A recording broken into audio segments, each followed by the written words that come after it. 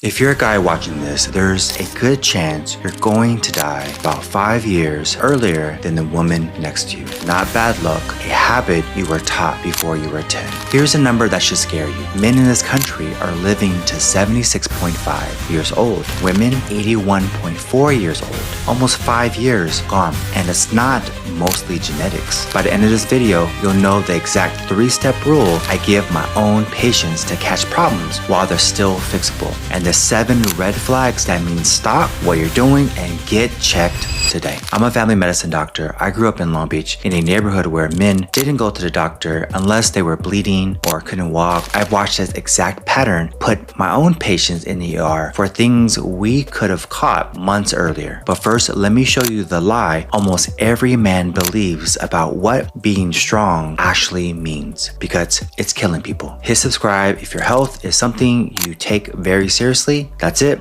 Let's get into it. Here's the common belief. Strength means you don't complain, you push through, you don't make a big deal out of stuff. Here's the flip. That mindset isn't strength, it's training, and it's quietly costing men years of their life. A Cleveland Clinic survey backs this up. Only half of men consider an annual checkup part of taking care of themselves. 1 in 5 admitted they're not even fully honest with their doctor when they go see them. And 41% of men were literally told as kids, men don't complain about health stuff. That's not a personality trait, that's programming. And once you see it, you can't unsee it. So let's break down exactly how this plays out, what it costs you, and the simple system to undo it. Point 1, the tough it out reflex. Here's how it actually shows up in real life. Chest pain, probably heartburn, blood in the stool, probably just hemorrhoids, feeling exhausted and flat for weeks, I'm just tired, trouble in the bedroom, stress, it's fine. Follow me on this. None of those are diagnoses. Those are guesses, comfortable guesses, because the real answer might be scarier. When I was a kid in Long Beach, I watched grown men in my own neighborhood, also in my own family, walk around with symptoms for months, sometimes years, because going to the doctor felt like admitting something was wrong with them as a man, not just with their body. Now that I'm the one wearing the white coat, I understand exactly why. They weren't careless, they were scared, and nobody ever taught them a better way to handle that fear.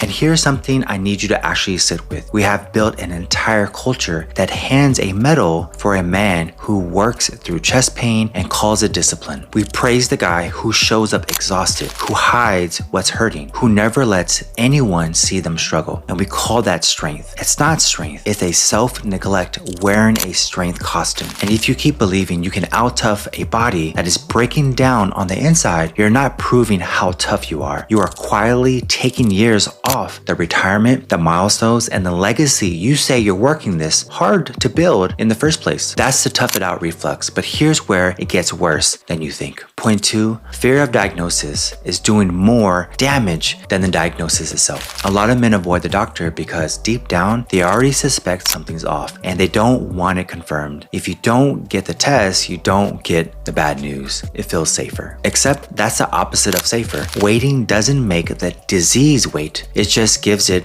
a head start. The earlier something's caught, the more options you have, the cheaper it is to treat, and the better the outcome almost every single time. And here's the kicker. It's not just physical health. Roughly 4 in 10 men say they won't talk to anyone about their mental health. Period. Not a friend, not a partner, not a doctor. And for a frightening number of men, it takes thoughts of suicide before they finally let someone in. If you're a dad watching this, listen closely, because somewhere down the line, your kid is watching how you handle this too. So here's my honest opinion. I'll say it plainly. I'm just busy is the most common lie a man tells himself about his own health. It is so much easier to say you're too focused on work, too locked in on providing, too in the middle of building something than it is to stand in front of a mirror and admit your body is sending up a flare. That is not discipline. That is denial wearing a work ethic as a disguise. serious. And denial does not make the problem go away. It just makes sure that when it finally shows up, it shows up as a crisis instead of a conversation. That's fear and avoidance. But here's a part almost nobody talks about: how mild a serious problem can actually feel. Point 3, the symptoms that kill you are usually the boring ones. This is the part that gets people. We picture heart disease as a dramatic, chest-clenching moment in a movie. Real life is quieter. High blood pressure has basically no symptoms until it causes a stroke. Diabetes can sit silent for years. Colon cancer can show up as nothing more than mild, occasional changes in your bathroom routine or habits. Here's something that was triggering, and I really had to sit with it. By the time a lot of these conditions cause symptoms big enough to scare you into a doctor's office, they've often already been progressing for years. High blood pressure usually feels like nothing. Most days you won't feel it at all. Same with early kidney problems, same with cholesterol quietly building up while you feel completely and totally fine. The body doesn't send an alarm for slow damage. It sends an alarm when the damage is already serious. So mild doesn't mean safe. Mild just means quiet, and quiet is exactly how it gets dangerous because there's no siren going off telling you to act. That's why I give every patient the same 3-step rule. Stay with me because this is the part you'll actually use. Step 1, name the symptom. Don't say, I'm off. Say exactly what changed. Pain,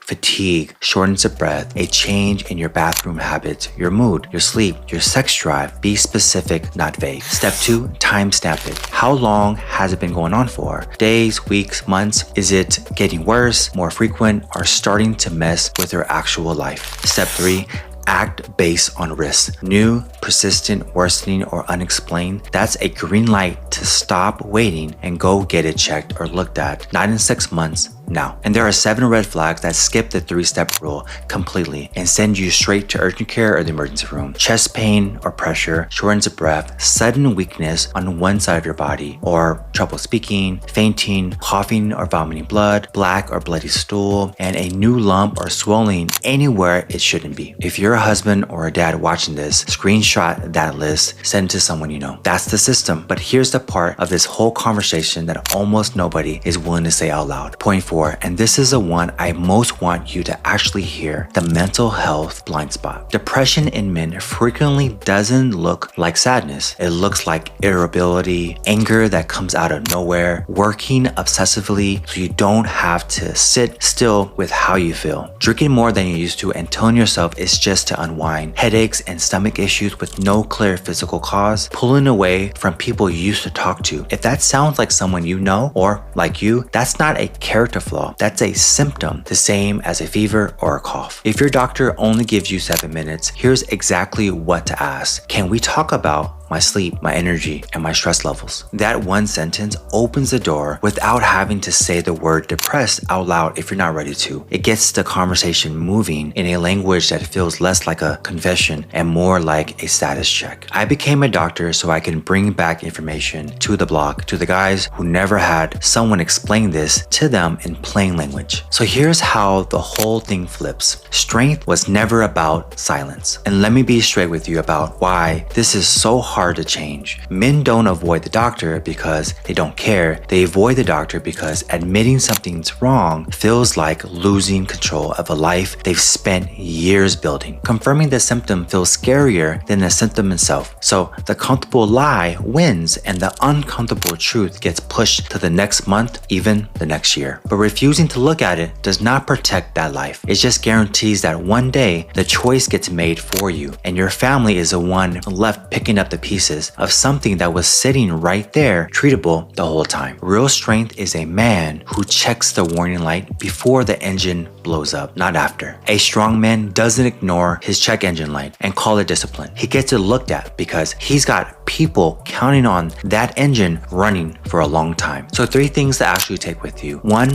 tough it out isn't strength, it's training, and you can unlearn and retrain it. 2, the boring, quiet symptoms are usually the dangerous ones, not the dramatic ones. 3, name it, timestamp it, act on it. And if it's one of those 7 red flags, you don't wait at all. Your zip code and your upbringing shouldn't determine how many years you get. But for a lot of men, right now it does. Let's change that, one checkup at a time. Drop a comment below. What's one symptom you've been waiting to see if it goes away? Send this to your dad, your brother, your husband, or your male best friend. Watch this next video on testicular cancer and how a 30-second test can save a life. I'll see you in the next one. Peace.